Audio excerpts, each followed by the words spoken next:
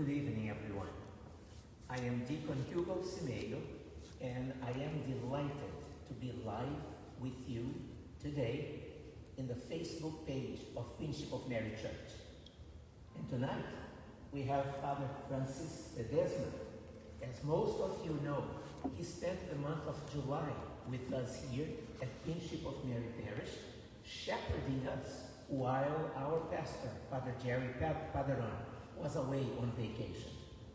Father Francis is from the Philippines, but he comes to us from Rome, where he's pursuing his a doctorate degree.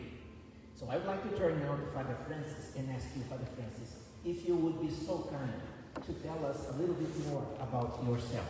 So maybe where you were born, how did you grow up, how did you become interested in being a priest, and how did you become a priest? So please, Father.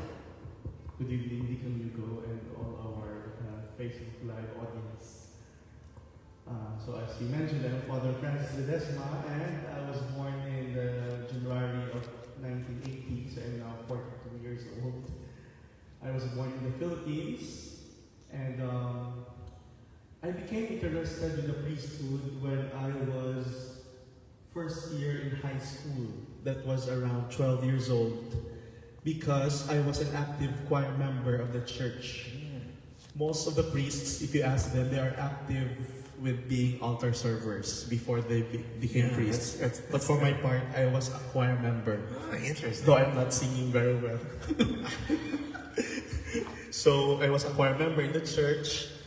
Then we would go with our parish priest, especially when he would celebrate Mass on the mountains. Because in the Philippines, people from the mountain found it difficult to go to the parishes, to the center. So the priests would go to the mountains or their villages to say Mass. Yeah, to say Mass. I see. Interesting. And I love doing it. I really love doing it. Our parish priest would talk to the people.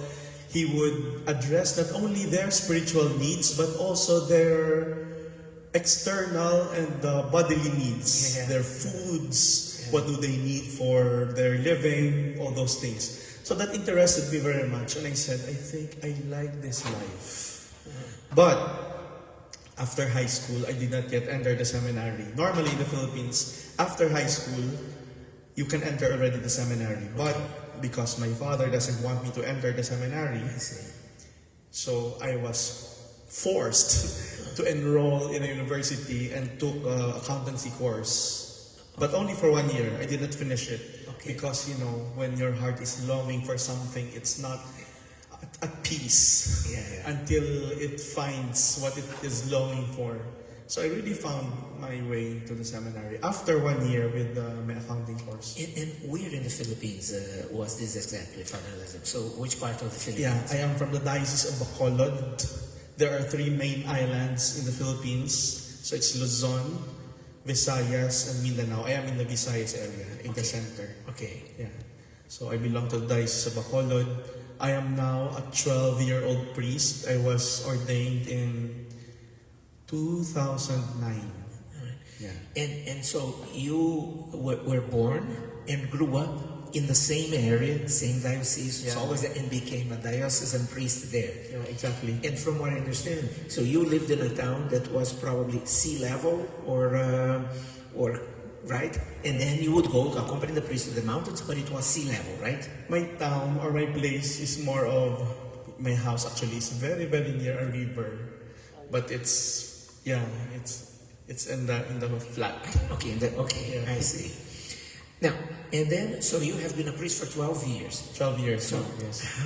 How did it happen that you went to Rome to do a doctorate? So what is that about? Because were you a priest in a parish? In a parish. Okay, yes. So then how did that become a doctorate in Rome?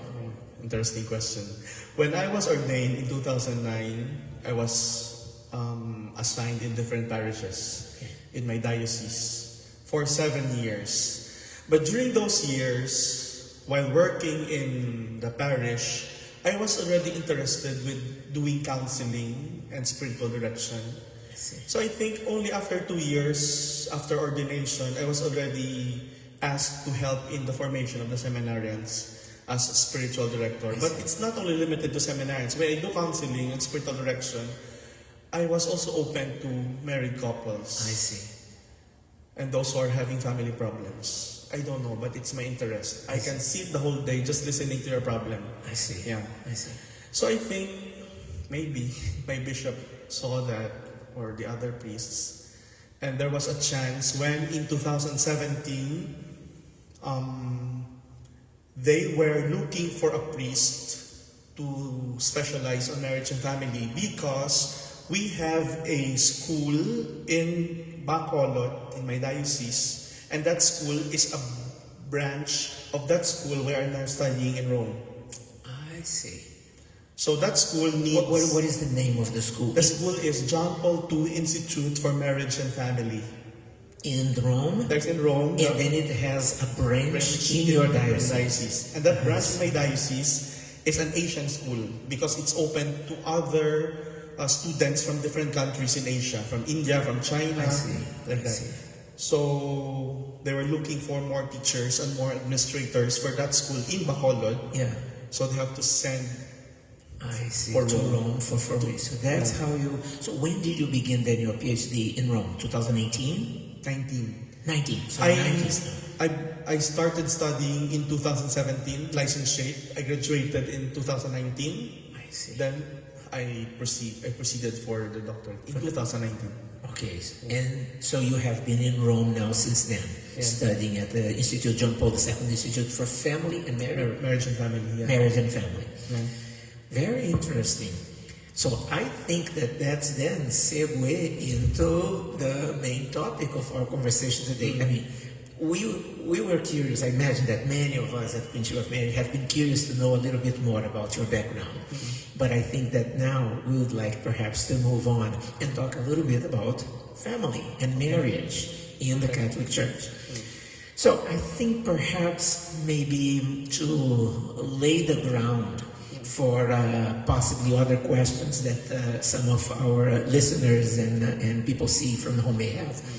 Perhaps if you could maybe tell us a little bit more, why do you think that marriage is still relevant in the church?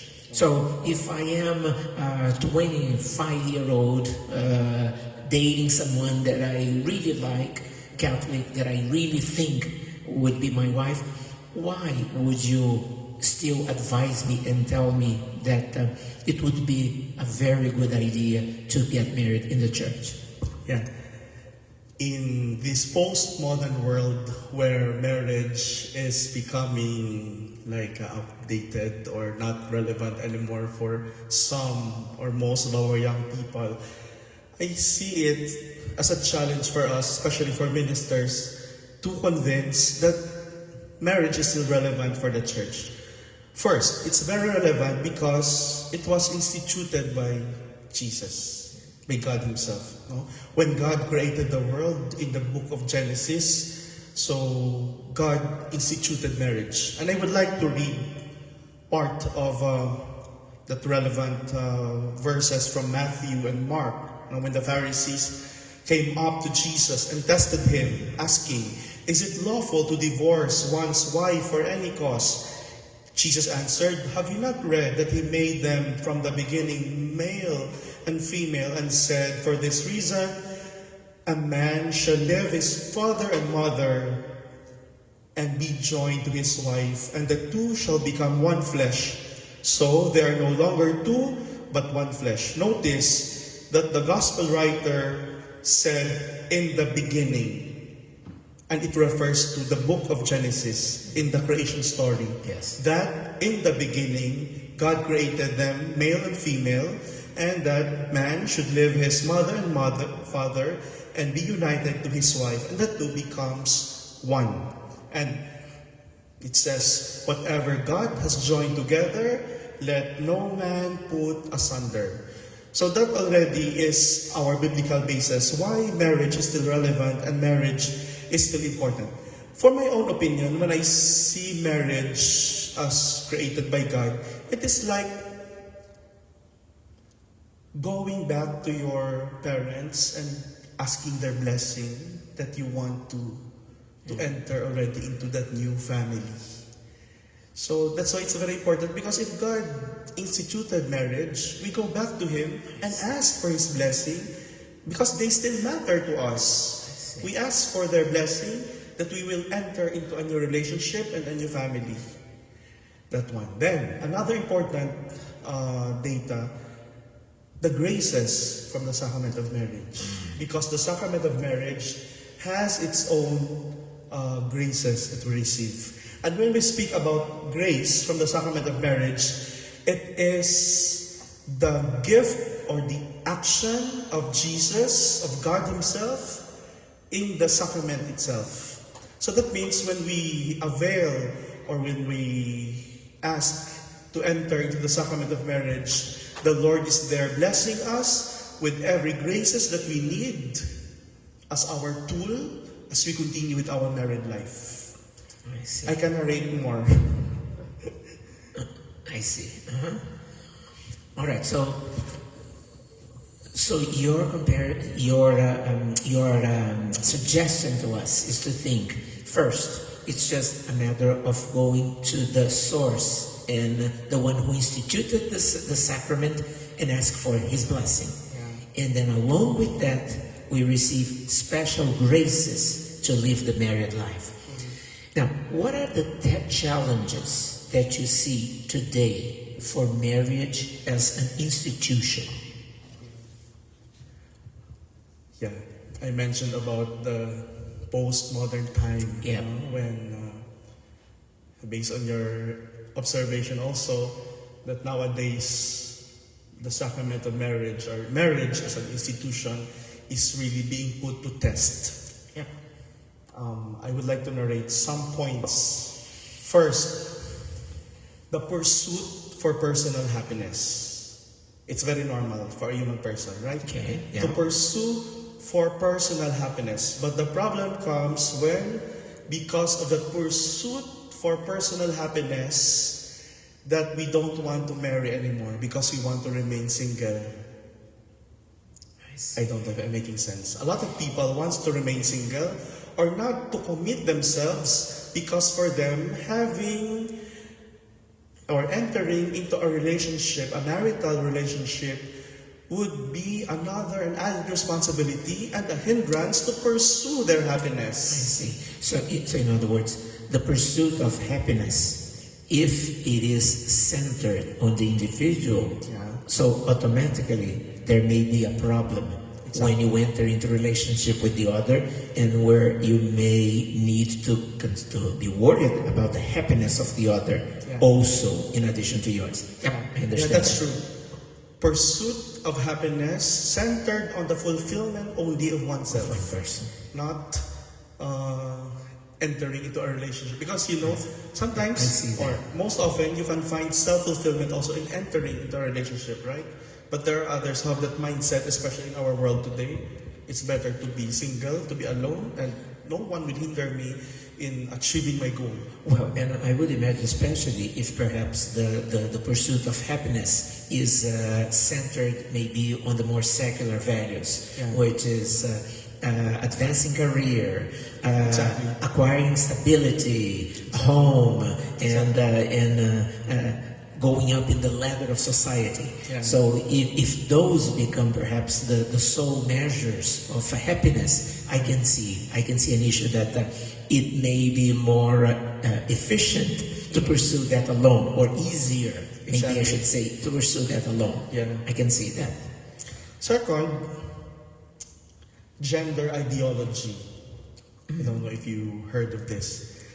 Gender ideology is an ideology nowadays which people believe that it is better that there is no gender. That a person will choose his own preference, not based on gender. I would like to read. A gender ideology which denies any biological determination of sexual character in the construction of gender identity, undermining the complementarity between the sexes inscribed in the Creator's plan. I see. Yeah. So I can see that as a challenge. That becomes a problem when there is no more gender identity. When a person could decide what his or her preferences, sexual preferences, because we know that leads to same-sex relationship. Yeah. Yeah. I see. Father Francis, maybe with respect to the special graces, would you be able perhaps to elaborate a little bit more on maybe some of the special graces associated to marriage that you see? Maybe one or two, if you could clarify that for us, please.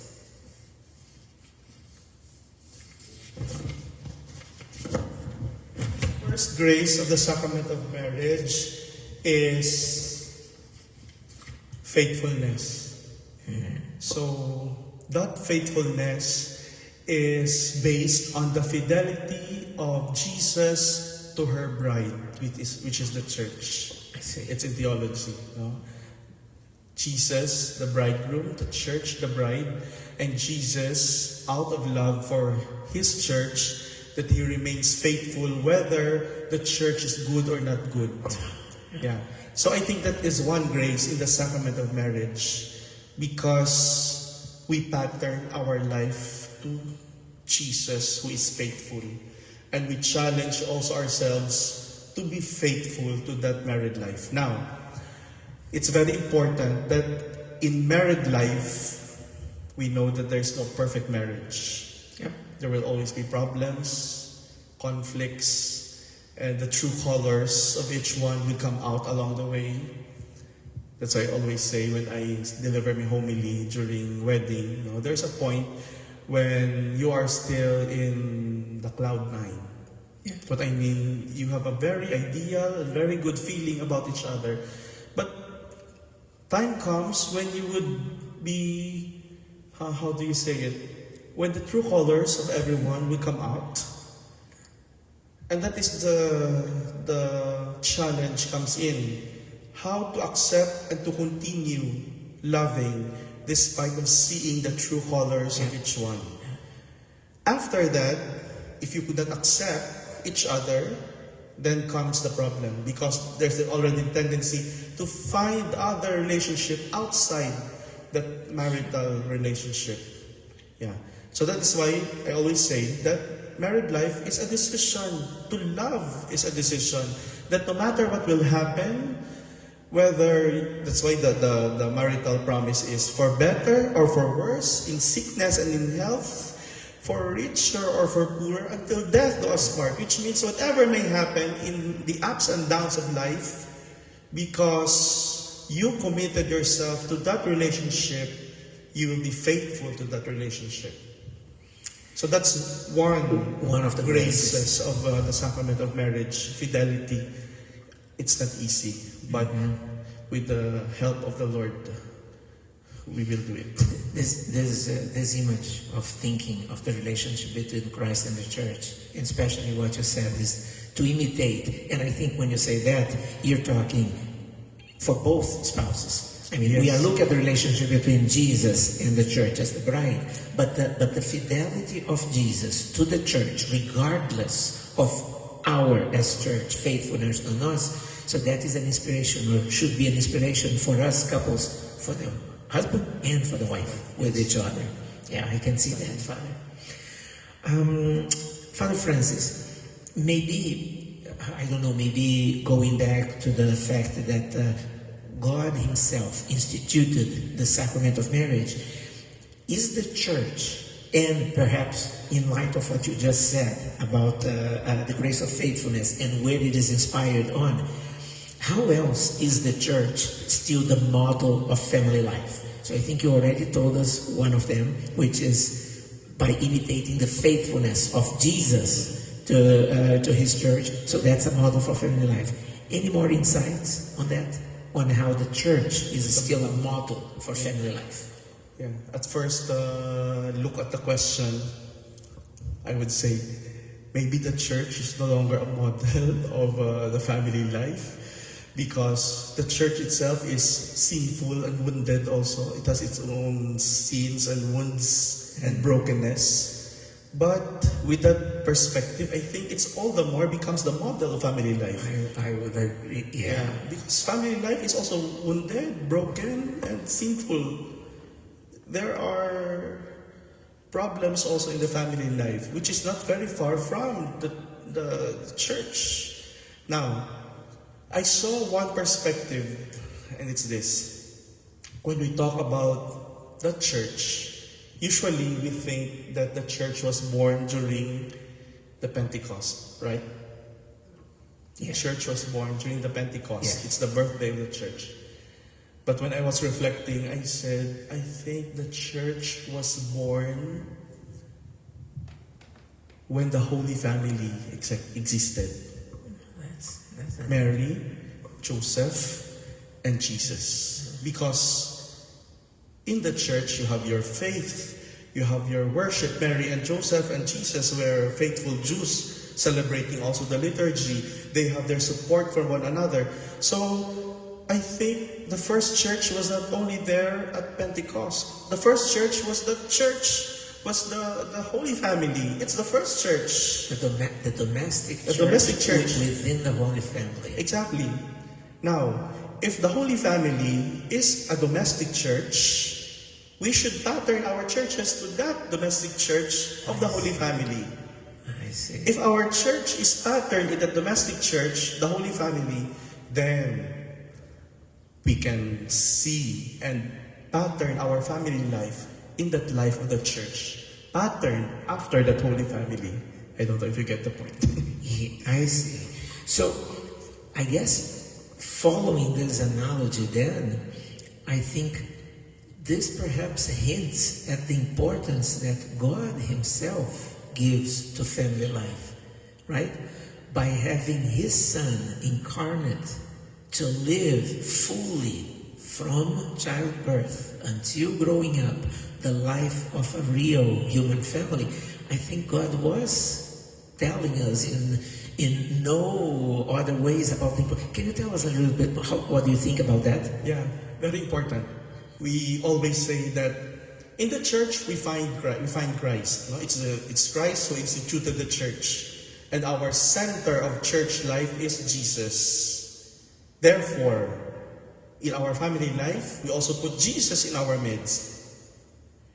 And it's all, it depends on our own way of dealing with one another, how we put Jesus in our family life.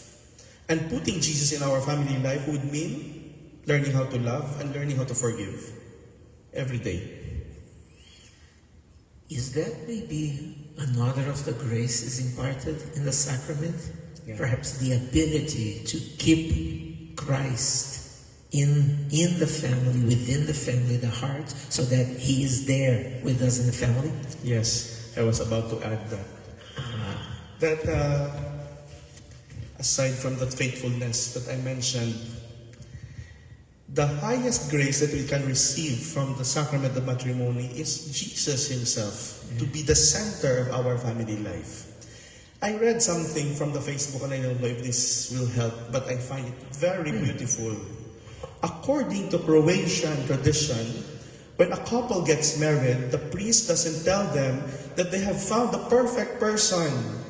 On the contrary, instead, he says to them, "You have found your cross. It is a cross you love, to carry it with you. A cross that is not to throw away, but to treasure." When the bride and the groom enter the church on their wedding day, they carry a crucifix with them. The priest blesses the crucifix. When the time comes to exchange their vows, the bride puts her right hand on the crucifix and the groom puts his hand on hers, so that both hands are joined together on the crucifix.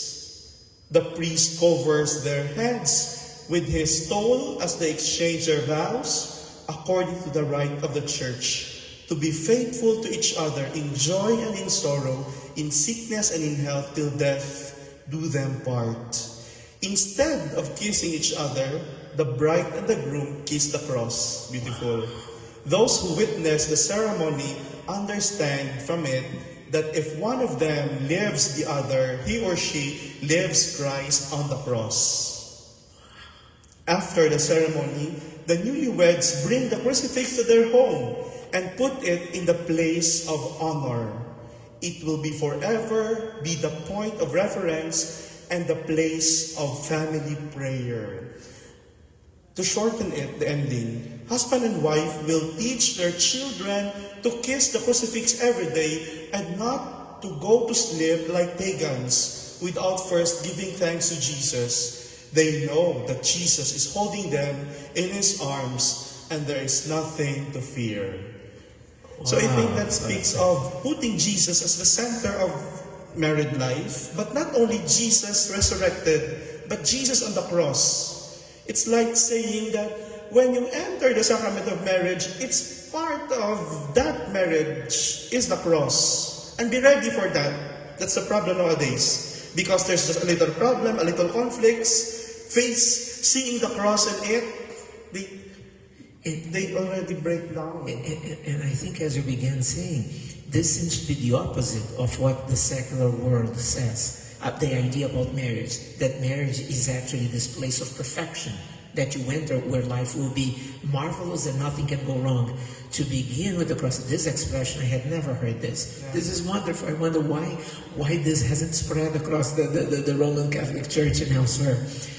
But now, this idea that you are bringing, it seems to me it brings a strong Eucharistic component to the marriage. Yes. Right? Yes. So to put Christ in the middle of the marriage and to say, it brings Eucharist right in there. Yes. Could you please elaborate for us a little bit more on that? I always tell when I celebrate the sacrament of marriage, when I preside, I always tell them, never let go of the Eucharist, because your married life should still center in the Eucharist. Because from the time you were married, it's no longer you as husband and wife, but it's Jesus, you as a couple, the three of you in that relationship. Now, we are talking about the Eucharist, the Eucharistic table. And I would like to go back to the Gospel of John, very important, during the Last Supper, since the Last Supper is the Eucharistic table. In the Gospel of John, Jesus knew that His time has come. His time to enter the Father, to fulfill His mission. And He said at the Eucharistic table, one of you will betray me. He knew it already. Who will betray Him? Peter was moving John to ask Jesus, who is it that will betray you? And Jesus said, to whoever I will give this morsel of bread that I dipped on the wine is he who will betray me. Jesus got the bread and He dipped it on the wine and He gave it to Judas Iscariot.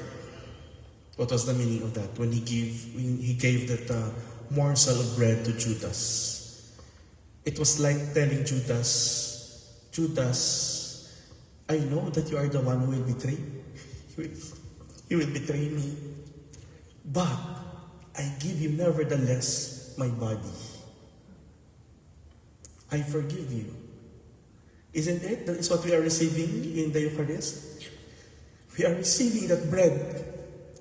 And in that bread, Jesus is telling us, I forgive you, I love you, even you will betray me.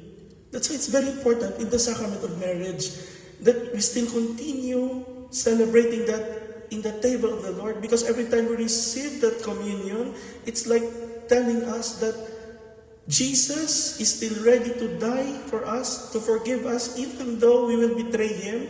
And that same act of forgiving and loving, we should do to one another as a married couple.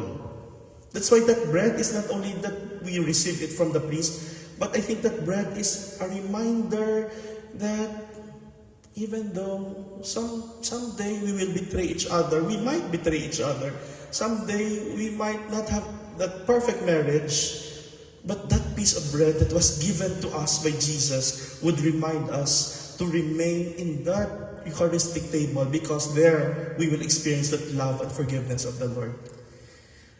Father, I had never heard of this view, and I can feel why it's emotional for you, it's emotional for me, and it just dawned to me that betrayals, Judas was about to commit a very basic betrayal, and of course, within a marriage, there can be very basic betrayals to the faithfulness.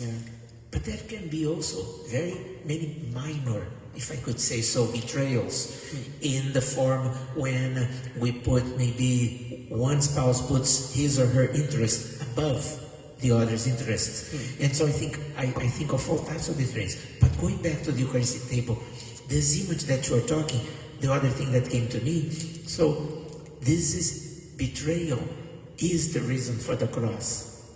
And the cross of Jesus there. So Jesus pardoning us, forgiving us, the couple. The other idea, coming together to the Eucharist. Yes. So that takes on a new meaning. Yes. If, as much as possible, we can come together as a family, husband and wife and the children, because then we are all in front of the Eucharistic table. If I understand what you're telling us, we are all listening, receiving, and Jesus looking at each one and says, "I forgive you," and it's the one, it's the other. Is that a valid way of thinking? Yes. A conclusion? Yes. That's why we should be as a family in the Eucharistic table, because in the Eucharistic table, we receive Jesus who forgives and who loves us. And at the same time, it's challenging us to continue loving and forgiving each other. I will continue a little bit with the story so that it will elaborate more. Okay. When Judas left already, Jesus gave him the bread. Right? Then he left. Then Jesus told him, "Do whatever you intend to do." Then he went back to the Eucharistic table. And when he went back to the Eucharistic table, the rest of the apostles thought that Jesus asked Judas to buy whatever they need for that Paschal meal. It's Paschal meal, right? Yes. There was no lamb in the Paschal meal. They thought that Jesus asked Judas to go and to buy the lamb, because lamb is necessary for the Paschal meal. Yes. But Judas never returned. And there was no lamb in the Paschal meal. And you know the conclusion. Yeah. Jesus, he was the the lamb in the Paschal meal who took away the sins of the world by offering his very own life. Now, this is an important component in gathering in the altar of the table. It reminds us to learn how to die for one another, to learn how to give our life for each one. That's why as a family, when we gather at the altar of the Lord, it's very important to remind ourselves, if this Jesus who died for me out of love, I think I should learn how to die also for my spouse. Very important, because nowadays, the spouse sometimes it's very difficult for them to die to each other. So, another characteristic of the cross, that cross that the Croatians put in the middle of the ceremony of the wedding. Wow, beautiful. I would like to encourage our listeners, if you have questions, and anyone, please send us the questions, and I'm sure that Father Francis will be glad to address them. Father Francis, maybe within the context of the family, it so happens nowadays, perhaps even more so than before, sometimes a member of the family, sometimes it's a spouse or sometimes it's a children, falls away from the church. Do you have any words that can maybe help us to find ways of supporting, encouraging them? Yeah, that's a difficult question. First, I would say pray.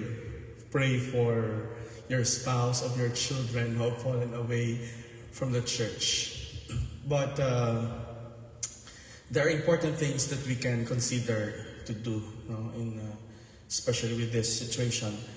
First, if your children are still with you in your families, and especially if they're still small, it is very important to develop that habit of bringing them to the church. So it starts when they are still children. Okay.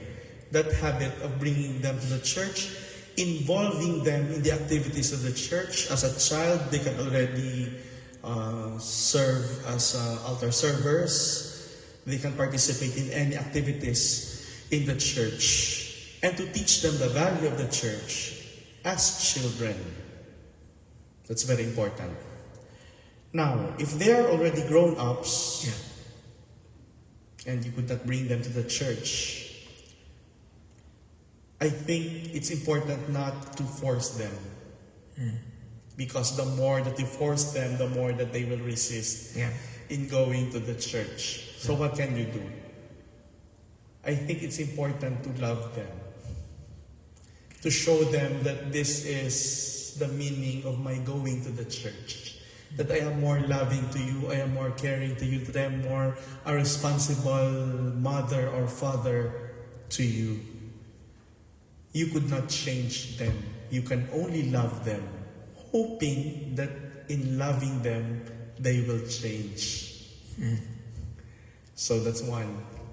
Just to make them feel your love. Second, the children, our children usually have many whys. They have why. Why do I need to go to the church? What's the reason behind why it is important? Is it important? Why do I need to go to the church? And that we should be ready for that. Sure. We should be well catechized when they have their questions on the importance of going to the church. That's why it's also very important for parents to know the theology and the teachings of the church pertaining to the Eucharist, so that you can teach them well about the theology of the Eucharist.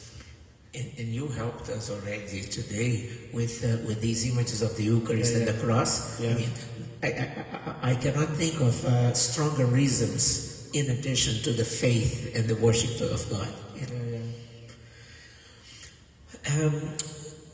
Father Francis, now, how do you see the role within the church of couples who do not have children? Because I mean, we have been talking a lot about children here in this conversation. Yeah, it's so sad to hear that there are couples who would like very much to have children, but they ended up not having children. In the Catechism of the Catholic Church, the Pope said, spouses to whom God has not granted children can nevertheless have a conjugal life full of meaning in both human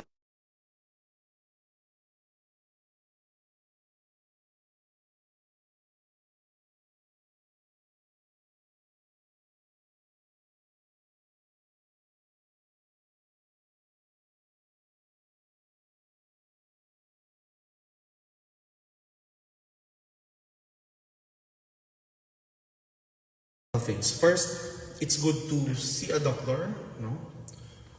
Or to adopt a child.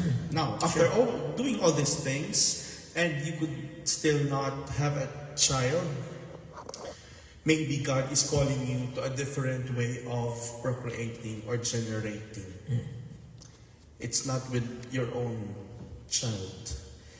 There are other ways of procreating and generating spiritually. Maybe you can be parents in the church of other children. Maybe you can be spiritual parents of our youth in the church. Other ways that you can have that sense of joy and fulfillment as a parent. Yeah. Okay, Father. Again, people from home watching us, if you do have questions, bring them to us. I mean, I have subject here to keep on talking to Father, but it would be very nice if you guys could send us some questions also. So, Father, you began by telling us about the institution of marriage, and using the conversation of Jesus with some Pharisees, and Jesus going back to Genesis. So within that context, what is the current stand of the church with respect to same-sex marriage? Yeah.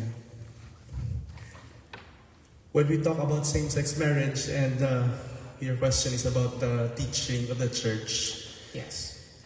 we can simply bring them to the book of Genesis, or to the gospel that I read, no? That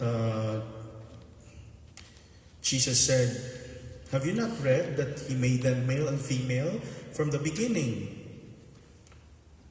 So that alone is already a divine command from the Lord. It's male and female who can enter the sacrament of marriage. Now, when we talk about marriage, there are three goods of marriage.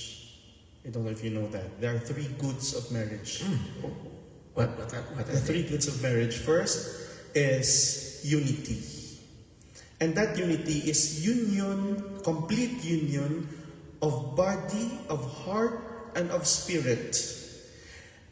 And the complete union of the body in married couples happens in sex, in sexual union. That is why sex is something sacred, because it should be a complete expression of your love for one another manifested in your bodily union. That's why sex is sacred. Always remember that. Now, that could not be fulfilled by same-sex couples, the bodily union, or else it becomes a sinful act. That's one. Then another good of marriage is fidelity. That they can do, the same-sex marriage, right? They can be faithful to one another. But there's third good of marriage. The third is procreation. When God created the world, He created them male and female. And the work of creation of God did not end there. He said, "Go and multiply." That means in the whole story of creation, it's part of that story is the go and multiply. That procreation part. And that thing, the same-sex couples could not also fulfill the go and the multiply unless they adopt. Now, as I said, it's simple to answer like that, the teachings of the church. But I think the question should be more on what can we do as a church for them?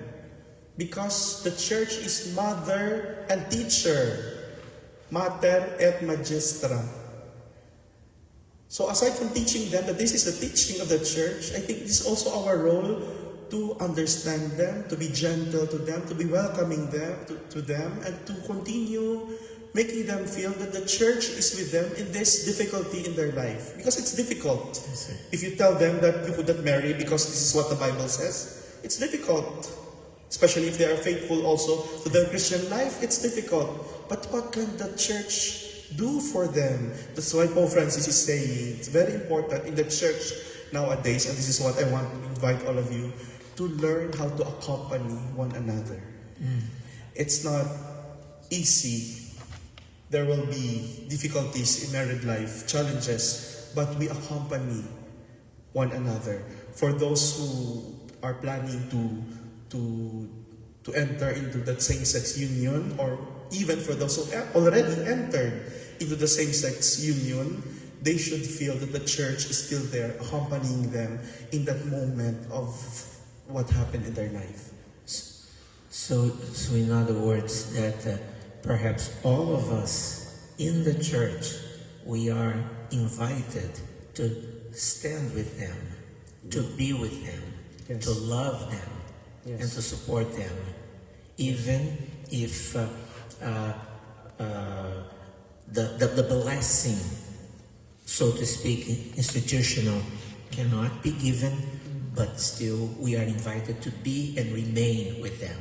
Yeah. That's a nice Because picture. Deacon Hugo, That's a very nice picture. Because, Deacon Hugo, if we, if they feel that they are judged by the church, if they feel that people are staying away from them because of their state of life, they might also leave the church and feel that they stray.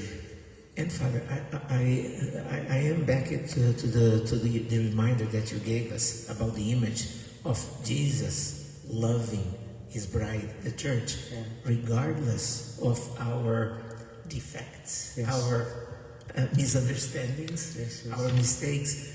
And I think that within that prism, that optics, that's where, these couples, they are still the people of God, everything. Father Francis, maybe any final remarks that you want to leave us with about, so all that we have been talking about here, I imagine that this all has been the object of some of your studies in the last several years. Is that correct? Yeah. And so any final parting remarks that you leave for us, the community of Queenship of Mary? Yeah. To the community of Queenship of Mary, let us be an accompanying community. Yeah, that we accompany each other in our journey to God. But to accompany each other, that would mean loving and accepting each other despite of our defects, despite of our human frailties and woundedness. And we know, as I just said, that we have a lot of married couples who are also having wounds in their own relationship. So that is why I think we need to establish that ministry also, that we accompany them. And accompanying them is not only listening to them, but really entering into their life so that we can lead them to discern and bring their life closer to that will of God for them. So let us not add to the many problems of the married couples nowadays, but instead let us be bringers of that light of Jesus, so that we can save families and couples who are having problems. Yeah. Father Francis, thank you very much. Your compassion, your love for the Lord, for his teachings, but your compassion for his people come really alive. And we thank you for that. And we thank you for the time that you spent with us here, because all this came through in your homilies, in your interactions, brief as they were, only 4 weeks, practically gone. So this weekend is the last weekend that you will be here with us. But I think the memories of your stay will be long with us here. And we thank you for that. We thank you for your presence here. We thank you for tonight. And we thank you for this opportunity to meet you. And may the Lord accompany and be with you, Father Francis, wherever you go and in your studies. And whenever you have a chance to come back, we would love to see you here and be with you here. Thank you. Thank you. Thank you. Thank you, everyone.